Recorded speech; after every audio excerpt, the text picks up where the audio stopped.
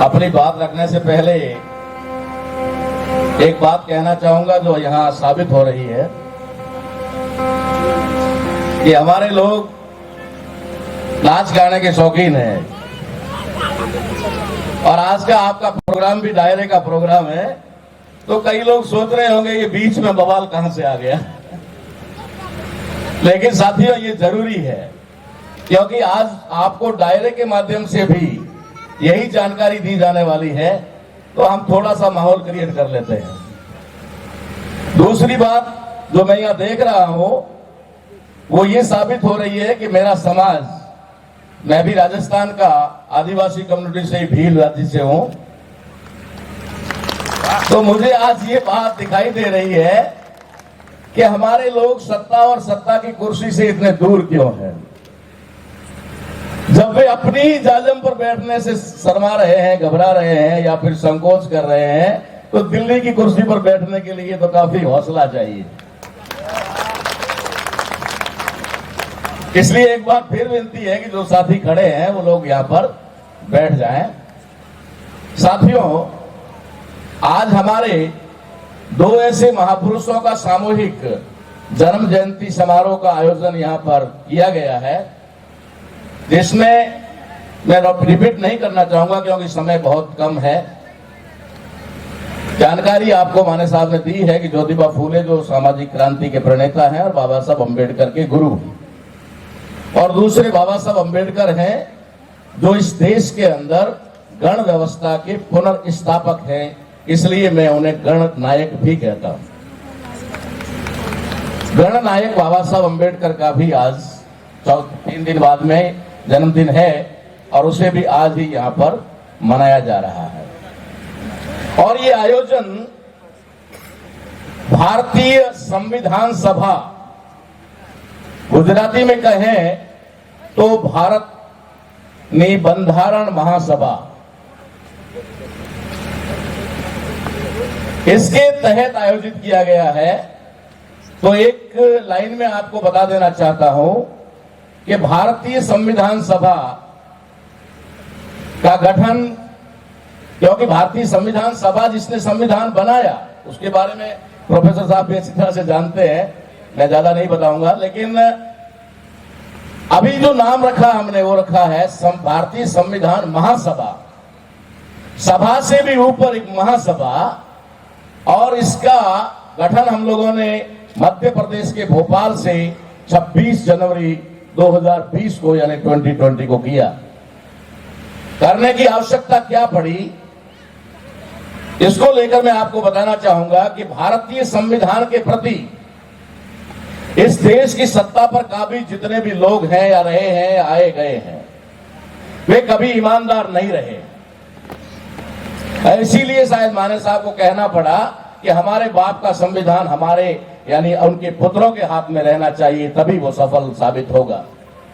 लेकिन विडंबना यह है कि वो हो नहीं पाया। भारतीय संविधान 26 जनवरी 1950 के दिन लागू हुआ, लेकिन 26 जनवरी 1950 के ही दिन नेपाल की राजधानी काठमांडू में आरएसएस के द्वारा एक मीटिंग आयोजित की गई और उस मीटिंग में रेजोल्यूशन पास किया गया बाकायदा कि आज 26 जनवरी 1950 को जो भारत में बंधारण यानी संविधान लागू हो रहा है, हम उस संविधान को कतई नहीं मानने वाले,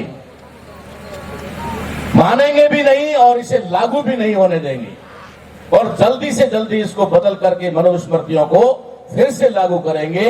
ये बात मैं ऑन द रिकॉर्ड कह रहा हूं और मीडिया के सामने कह रहा हूं, क्योंकि मालेगांव बम कांड के इन्वेस्टिगेशन ऑफिसर हेमंत करकरे ने जो इन्वेस्टिगेशन किया था, उस इन्वेस्टिगेशन में उन्होंने जो लैपटॉप पकड़े थे, उस लैपटॉप में जानकारी प्राप्त हुई थी कि 26 जनवरी 1950 के दिन काठमांडू में आरएसएस की इस मीटिंग में ये ठहराव पास किया गया था। अर्थात वे लोग इस संविधान को मानते नहीं, लागू करते नहीं और वे उसके प्रति ईमानदार नहीं है। इसलिए जागृति आने के बाद, क्योंकि 2015 से हमने इसकी शुरुआत की थी बड़े पैमाने पर, 2010 से ही संविधान लागू करो और बचाओ अभियान का शुरुआत की थी, लेकिन 2015 में पानीपत के हरियाणा के पानीपत शहर से हमने जब ये ऐलान किया कि इस देश में 15 अगस्त मनाया जाता है, जबकि मनाने लायक नहीं है, क्योंकि भारतीय संविधान के आर्टिकल 395 के तहत 15 अगस्त इस देश में मनाया जाने वाला उत्सव नहीं है, उसे रिजेक्ट कर दिया गया है। फिर भी 15 अगस्त मनाया जाता है और 26 जनवरी गणतंत्र दिवस के रूप में मनाया जाता है, लेकिन गणतंत्र की जानकारी नहीं दी जाती कि गणतंत्र है क्या, व्हाट इज द रिपब्लिक, इसकी कोई जानकारी न स्कूलों में, न कॉलेज में, न यूनिवर्सिटी में कहीं पर नहीं दी जाती। सिर्फ हमको मूर्ख बनाने के लिए कहा जाता है कि आज गणतंत्र है। इसलिए साथियों, ये दोनों त्योहार जो देश में मनाए जाते हैं राष्ट्रीय पर्व के तौर पर, इन दोनों पर्वों के पीछे एक दिन जो बहुत बड़ा दिन जिम्मेदार है, और वो है 26 नवंबर, जिस दिन भारतीय संविधान को संविधान सभा में बाबा साहब अम्बेडकर ने प्रस्तुत किया और संविधान सभा ने उसे एक्सेप्ट किया, अंगीकार किया, स्वीकार किया।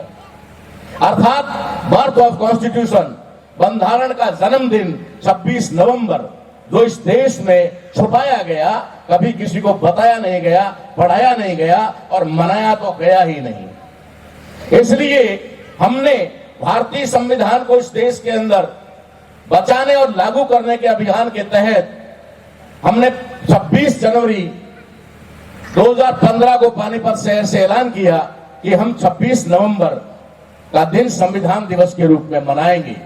ये जैसे ही हमने ऐलान किया, उसके तुरंत 3 महीने बाद में एक्शन आया और अप्रैल में भारत सरकार ने अनाउंस किया कि स्कूलों में संविधान दिवस मनाया जाएगा। अगस्त में दूसरा एक्शन आया और कहा कि कॉलेज और यूनिवर्सिटी के अंदर यूजीसी के माध्यम से मनाया जाएगा। और सितंबर और अक्टूबर के आते आते भारत सरकार को मजबूर होकर के ये ऐलान करना पड़ा कि पार्लियामेंट में विशेष सेशन बुला करके संविधान दिवस मनाया जाएगा।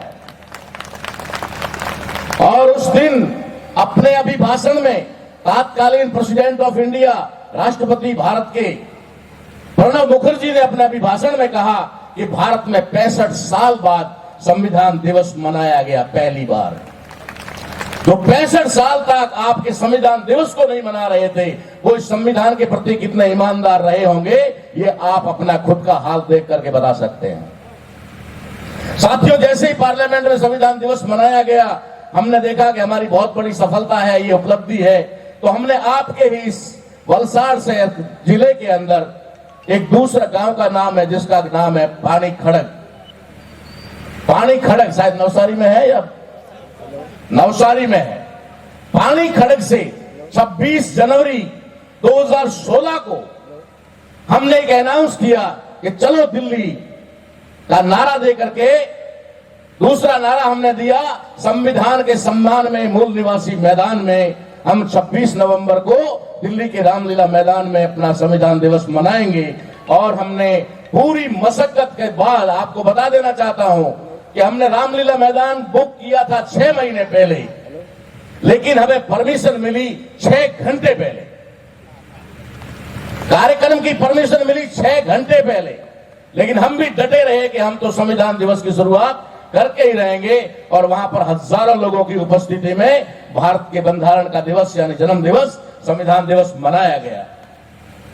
ये जो स्थिति आज हमारे अंदर दिखाई दे रही है, उसके इन चीजों की वजह से मैं आपको बताना चाहता हूं कि 2016 में जब हमने रामलीला मैदान पर संविधान दिवस मनाया और घर घर संविधान पहुंचाने की बात आई, तो आज मुझे बुक स्टॉल वाले साथी जितने भी मिलते हैं, वो कहते हैं कि बाकी किताबों की बजाय जो भी व्यक्ति आता है पहले पूछता है कि बंधारण है।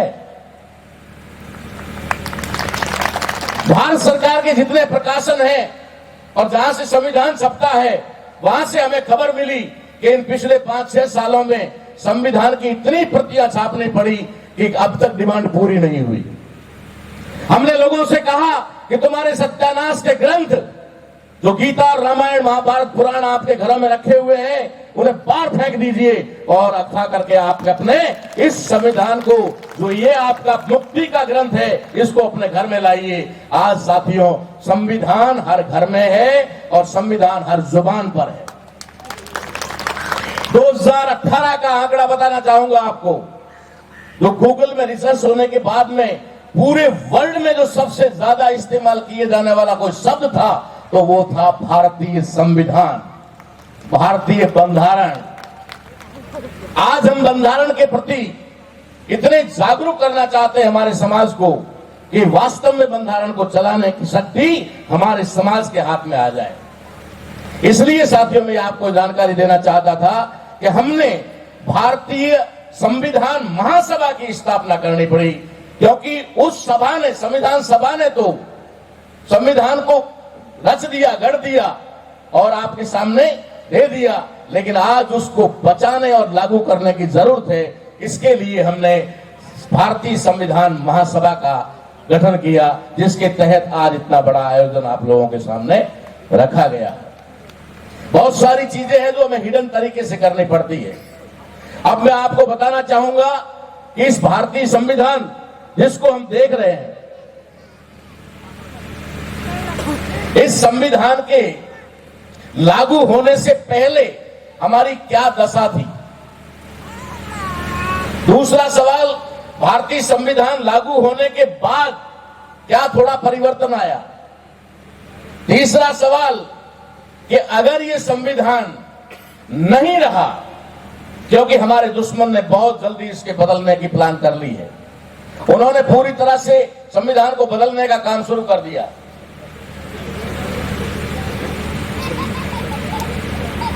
अच्छा, साथी मित्रों, अपनी वच्चे जे डायरा कलाकार छे एमने जोरदार ताळीओथी વધાવી એ આપણી વચ્ચે અત્યારે આવી રહ્યા છે માન્યवर મિશન કાથડ, डायरा कलाकार मिशन काथड़ अपनी वच्चे स्टेज। तो आज हमारे समाज में जो थोड़ी बहुत भी दशा दिशा बदली है, पूरी तो नहीं बदल पाई क्योंकि पूरा संविधान लागू ही नहीं हुआ, उसके बावजूद भी हमारे समाज के अंदर जिस तरीके से पढ़े लिखे वर्ग का निर्माण हुआ और उसमें अधिकारी, डॉक्टर, इंजीनियर, वकील, प्रोफेसर बने और आज वे लोग जिस तरीके से आपके समाज के अंदर दिखाई दे रहे हैं, ये भारतीय संविधान की वजह से हो पाया। वरना मैं एक आपको उदाहरण देना चाहूंगा कि जब संविधान के बारे में मैं पढ़ रहा था तो एक चीज मुझे सामने आई कि फंडामेंटल राइट यानी कि जो हमारे मूलभूत अधिकार हैं, उन मूलभूत अधिकारों में एक मूलभूत अधिकार बोलने का भी है। स्वागत है कलाकार महोदय आपका। एक जो मूलभूत अधिकारों के अंदर आर्टिकल 19 के तहत जो हमें बोलने की स्वतंत्रता यानी बोलने का अधिकार, शायद मैं जब उसको पढ़ रहा था अनजाने में, जब जानकारी नहीं थी, तो मैं सोच रहा था कि संविधान लिखने वाले ने हमें दिया तो दिया क्या, सिर्फ बोलने का अधिकार। अरे कोई अच्छा सा अधिकार देते, कि बच्चे थे ना उसमें जब पढ़ रहे थे स्कूल में, मिठाई खाने का अधिकार देते, कोई कुल्फी खाने का अधिकार देते, लेकिन उन्होंने बोलने का अधिकार दिया। आज मुझे समझ में आ रहा है कि मेरे समाज को बोलने तक का अधिकार नहीं था, बोलने तक का अधिकार नहीं था। आज हम माइक लगा करके इस प्रकार के बड़े बड़े आयोजन करते हैं, मंचों पर से बोलते हैं, हमारे समाज में प्रोफेसर है, डॉक्टर है, इंजीनियर, वकील है, ये संविधान की बदौलत है। आज जो हम शान से जी रहे हैं, अच्छे कपड़े पहन रहे हैं, हम संविधान की वजह से पहन रहे हैं। अच्छा बंगला कोठी जो बनाए हैं वो उसकी वजह से बनाए हैं। तो ये संविधान नहीं होता तो शायद हम लोग नहीं होते। और आज की तारीख में अगर ये संविधान बदल दिया जाएगा, जिसकी पूरी तैयारी हो चुकी है, तो साथियों आपको मानना पड़ेगा कि आपके जो पुरखों के यानी 3-4 पीढ़ी जो पहले स्थिति थी, उससे कई गुना बदतर स्थिति आपके समाज में आने वाली है। आज जो लोग बंगले कोठी में रह करके अपना आनंद ले रहे हैं, जो लोग समाज की तरफ ध्यान नहीं दे रहे हैं, जो संविधान से प्राप्त अधिकार की वजह से वहां पहुंचे लेकिन संविधान को बचाने का काम नहीं कर रहे हैं, उनकी आने वाली पीढ़ियों के हाथ में झाड़ू और कटोरे के अलावा कुछ नहीं होने वाला है। इसलिए मैं इतना दूर से चल करके पूरी रात सफर करके आया और आज मुझे वापस पूरी रात सफर करना है, क्योंकि कल भी प्रोग्राम है, परसों भी प्रोग्राम है, कंटिन्यू 20-22 तारीख तक प्रोग्राम है। तो आने का मेरा मतलब ये था कि आप लोग जो अभी हमारे साथी कलाकार यहाँ आए हैं, ये आज मुझे पूरी उम्मीद है कि आपका मनोरंजन करने की बजाय वे ज्यादा ध्यान, ज्यादा फोकस भारतीय संविधान पर ही देने वाले हैं और वो हमसे बहुत ज्यादा जानकारी आपको कला के माध्यम से देंगे। वो जानकारी आपको लेनी है जितनी देर तक चले। मैं ये कहूंगा कि इतना इंपॉर्टेंट इनके बारे में जब मैंने जाना है कथक जी के बारे में, उसके बाद मुझे पता चला है और मैंने भी ये फैसला किया कि कोई लंबा समय न लेकर के हमारा समय भी इनको दे दिया जाए, ताकि आप लोगों को जिस उम्मीद के साथ में आप घरों से निकल कर आए हो वो उम्मीद आपकी पूरी भी हो सके और भारतीय संविधान के प्रति आपका जन जागरण भी हो सके, जागृति भी आ सके। इतनी ही बात कह करके मैं अपनी बात को यहाँ पर विराम देता हूँ। आप सभी साथियों से एक अपील करूंगा कि इस तरीके से जुड़े रहिए, जोड़ते रहिए, इकट्ठे रहिए और अपने हक अधिकारों के लिए लड़ते रहिए। जब भी आपकी एक आवाज आएगी हम लोग यहाँ पर आपके लिए हाजिर रहेंगे। जिस समय भी आप आवाज दोगे हम आपके बीच में आएंगे और आपके लिए, आपके हक अधिकारों के लिए लड़ेंगे। जय संविधान, जय भारत, जय मूल निवासी। संविधान के ऊपर लोक डायरा कार्यक्रम के मुख्य अतिथि आदरणीय ताराराम मीणा जी, इस कार्यक्रम के लिए सम्मानीय अतिथिगण और इस कार्यक्रम के उपस्थित सारे साथियों, सबसे पहले अभी कुछ चंद मिनट पहले हमारे कल्चरल टीम के अलग अलग जिले के साथी इवन छोटे बालक के साथ इन्होंने कुछ प्रस्तुतियां आपके सामने की तथा हमारे आयोजक साथी खास करके नीलेश भाई पटेल और उनके तमाम साथी, इनके सम्मान में एक बार जोरदार तालियां बजाकर इनका हार्दिक अभिनंदन करें। आप अच्छी तरह से जानते हैं आज महात्मा फुले जी का जन्मदिन है और आने वाले 14 तारीख को बाबा साहब का जन्मदिन है।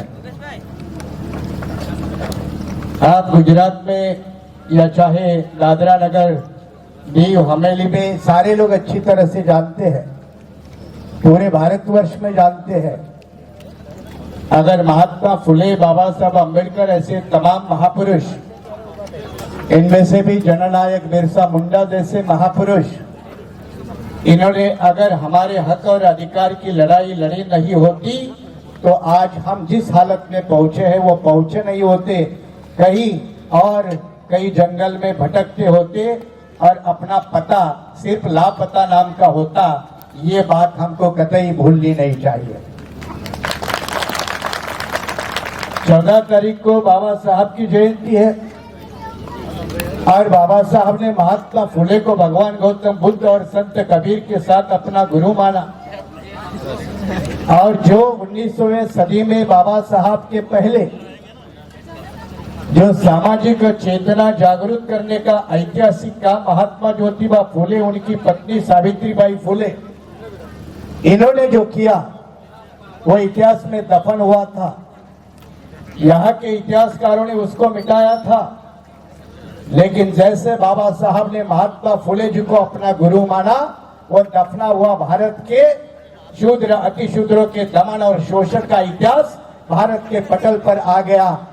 ऐसा इतिहास लिखने का काम अगर शुरू में सबसे पहले भगवान बुद्ध के बाद अगर किसी ने किया तो महात्मा ज्योतिबा फुले ने किया। इसलिए महात्मा ज्योतिबा फुले को याद करना चाहिए।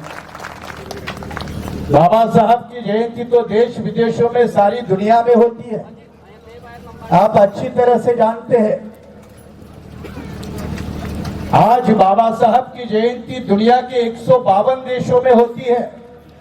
कितने देशों में होती है? 152 देशों में होती है। इतना मान सम्मान बाबा साहब को छोड़कर किसी भी दूसरे नेता महापुरुष को नहीं मिलता। इतना बड़ा योगदान बाबा साहब का है।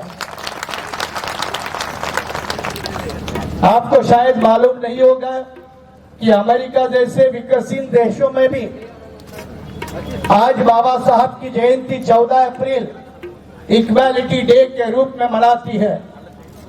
जैसे हमारे कवि गायक बार बार कहते कि जाति व्यवस्था के कारण हम यहाँ परेशान हैं, तो विदेशों में भी लोग कहते कि रंग भेद के कारण, एक ऊंच नीचता के कारण वो भी परेशान है।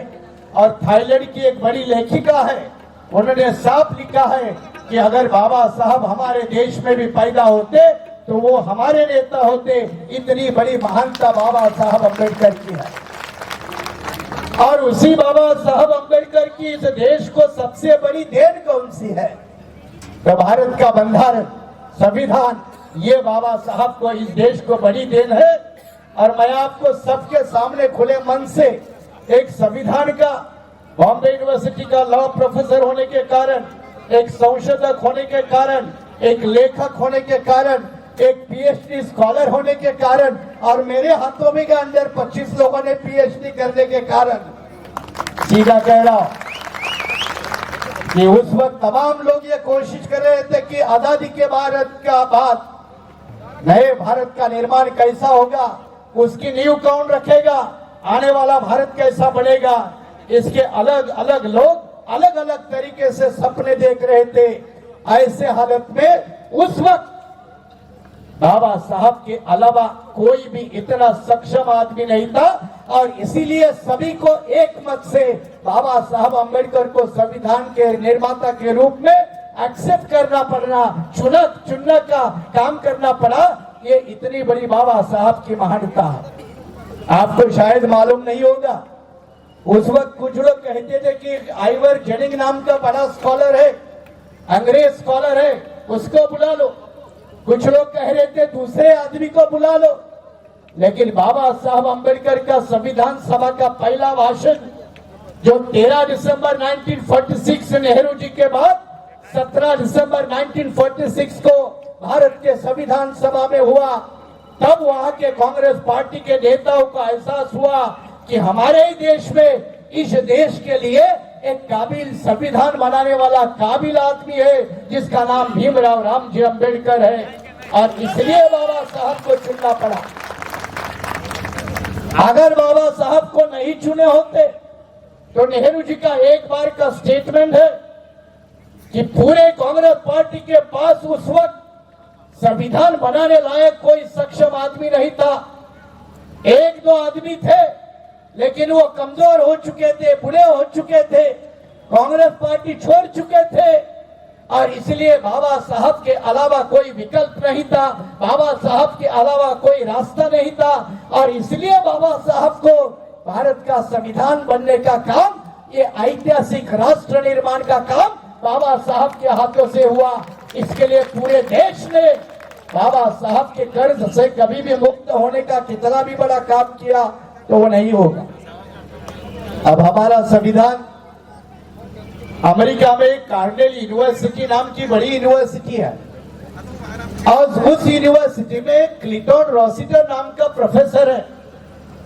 उस प्रोफेसर ने अपनी किताब में लिखा है कि अगर इतना बड़ा महाकाय विशाल भारत नाम का देश आजादी के बाद अगर एक संघ बन के रह गया है, इकट्ठा बन के रह गया है, उसके टुकड़े नहीं हुए, तो उसका सारा श्रेय अगर किसी को जाते हैं तो भारत के संविधान को जाता है, और संविधान निर्माता बाबा साहब को जाता है। अब इतनी बड़ी महानता बाबा साहब की होने के बाद आज आजादी के 70-80 साल में जिस बाबा साहब ने हमारे लिए संविधान बनाया, तो हमें आज भी अपने हक और अधिकार के लिए जूझना क्यों पड़ता है? जल, जंगल और जमीन के लिए क्यों तड़पना पड़ता है? जैसे आप अब साउथ गुजरात के लोग अपने हक और हकूक की बात करने के लिए विकास के नाम पर तमाम आदिवासियों को अपने जल और जंगल से भगाने वाले विकास के नीतियों के खिलाफ जब आप लड़ने के लिए खड़े हो, तो लड़ने का भी अधिकार आपको संविधान ने दिया। और अगर किसी सरकार को आपके लड़ने के हक के अधिकार के सामने झुकना पड़ता है, लोगों की बात को मानना पड़ता है, तो वो भी संविधान के कारण उनको झुकना पड़ेगा। इस बात को भी हमने नहीं भूलना चाहिए। और इसीलिए बाबा साहब हो, फूले हो, जननायक बिरसा मुंडा हो। अब बिरसा मुंडा तो सिर्फ 25 साल तक जिए, उम्र के 25 साल में उनको रांची के जेल में फांसी पे लटकाया, लेकिन 25 साल तक पहुंचने लिए कई लोगों को तो 25 साल नहीं 60 साल तक अकल ही नहीं आती, लेकिन बिरसा मुंडा 25 साल तक ही जिंदा रहे और 25 साल तक लड़ते लड़ते वक्त उन्होंने कहा कि हमें आरक्षण नाम की छोटी मोटी भूख नहीं चाहिए, भीख के नाम पर हमें कटोरा नहीं चाहिए, हमें मुंडा राज चाहिए, हमें आदिवासियों का राज चाहिए। ये कहने वाली आवाज बिरसा की आज भारत के कौन से कोने में आपको सुनाई पड़ती है? क्या बिरसा की इस आवाज के ऊपर हम अपनी सोच विचार नहीं करेंगे? क्या बाबा साहब के साथ बिरसा हो या महात्मा फुले हो, क्या इनके सोच के साथ मिलकर अपनी जिंदगी उस रास्ते पर नहीं लगाएंगे? और अगर नहीं लगाएंगे तो अंग्रेजों के जमाने में कुछ जमींदारों ने छल कपट करके बिरसा का सत्यानाश किया, वैसे एक एक को पकड़कर ये बिरसा नाम का जैसा सत्यानाश हुआ, वैसे आज कोई शेड्यूल कास्ट है, कल कोई शेड्यूल ट्राइब है, परसों और कोई है। अगर ये सिलसिला जारी रहेगा तो संविधान क्या करेगा, बंधारण क्या करेगा? और इसीलिए मैं हमेशा आखिरी बात कह के मैं आपको अपने वाणी को विराम देने वाला हूं, क्योंकि आप डायरा सुनने के लिए आए हो। आइए, कोई भाषण देने का दिन नहीं है, लेकिन आयोजकों ने रिक्वेस्ट की थी बंधारण के बारे में थोड़ा बहुत तो जानकारी होनी चाहिए, नहीं तो नाच गाना तो हमारे संस्कृति का हिस्सा है, पुराना हिस्सा है, खानदानी हिस्सा है। बाकी नाचे न नाचे, हम जरूर नाचेंगे, लेकिन इस बात को ध्यान रखना चाहिए कि एक बात आपको जाते जाते कहकर जाना चाहता हूं, बंधारण तो हमारे बाप ने चलाया, इसको तो सभी मानते हैं, लेकिन उस बंधारण को चलाने वाले हम कब बनेंगे? हम कब बनेंगे कि हमारे बाप ने संविधान बनाएगा लेकिन चलाएगा कोई और? जो चलाएगा वो अपनी हिसाब से चलाएगा, इसलिए गलत रास्ते पर है। और अगर सही रास्ते पर चलना चाहिए, बंधारण ने हमें जीने का अधिकार दिया, स्वाभिमान के साथ जीने का अधिकार दिया, संविधान ने दिया, डिग्निफाइड लाइफ का अधिकार दिया, लेकिन आपको तमाम बेदखल करने वाली जब नीतियां सामने आती है, उद्ध्वस्त करने वाली नीतियां जब आती है, डिस्प्लेस करने वाली जब नीतियां आती है, तो संविधान में दिए हुए अधिकार का क्या, डिग्निफाइड लाइफ का क्या, ये सवाल हमने कभी भी नहीं भूलना चाहिए। और इसलिए आज की यही मीटिंग से मेरी एक ही आवाज है कि भाई, अपने बाप ने तो संविधान बनाया, लेकिन किसी और का बाप चला रहा है तो वो गलत तरीके से चलाएगा, सही तरीके से नहीं चलाएगा। तो जब संविधान हमारे बाप ने भी दिया है, तो बाप के बेटे ने ही संविधान को चलाने की बहुत गहरी जरूरत है। इस जरूरत को समझकर आने वाले जिंदगी में अपना समय लगाओगे, इसी आशा और उम्मीद के साथ। और तमाम आयोजकों ने मुझे भी आप लोगों के साथ ये प्रोग्राम में शरीक होने का मौका दिया, इसलिए उनका शुक्रिया अदा करते हुए जय भीम, जय आदिवासी।